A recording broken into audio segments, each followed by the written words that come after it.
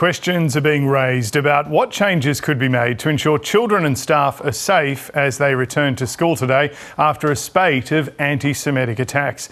Our reporter Miles Holbrook-Walk is at Jewish school Mount Sinai College, where one of the latest attacks occurred. Good morning, Miles. First of all, what's the mood there like after these concerning incidents?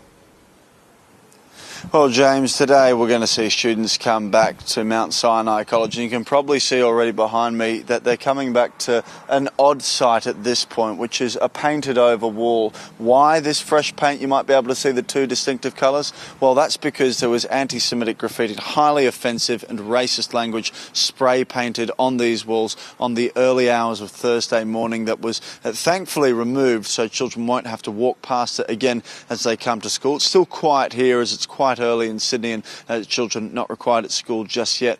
But when they do, not only will they have the regular security operations that many Jewish schools across Sydney have had even before Operation Shelter, a New South Wales proactive policing program kicked off, but they may also be contending with new additional security staff and potentially police patrols as well. And that's because we've seen a flurry of political activity to really try to ensure to students, indeed staff, as well as the families of children coming here, that they will be safe when going to school.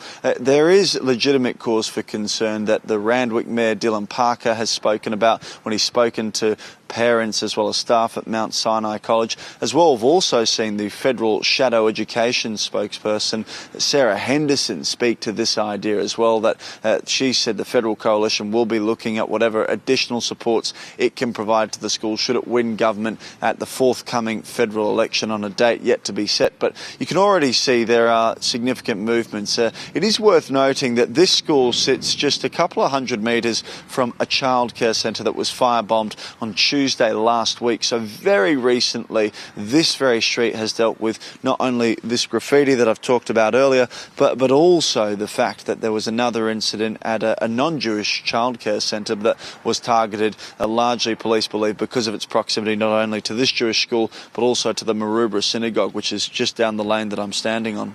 Now, of course, Miles, this is not the only incident being investigated in Sydney at the moment. There's that major investigation into a caravan with explosives discovered inside it earlier this month in Sydney's northwest. Can you tell us what's the latest with that investigation?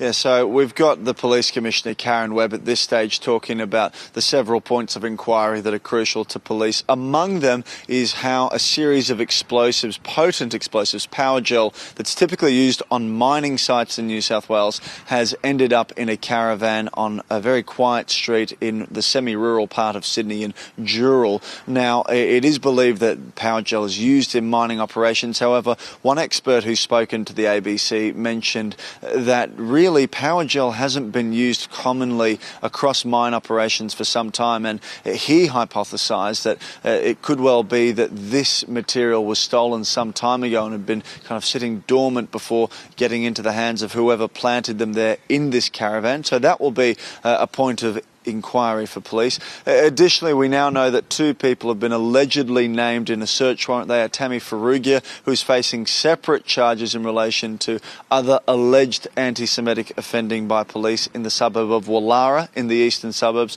while Scott Marshall, who's also in police custody already, again on separate charges not relating to the Dural incident as yet. No one has actually been charged in relation to that Dural incident either, it is worth noting, and there has been a sentiment expressed not only by the Police Commissioner Karen Webb, but also by Premier Chris Minns, that there are people within the community who have information. They want them to be forthcoming and to cooperate with police immediately.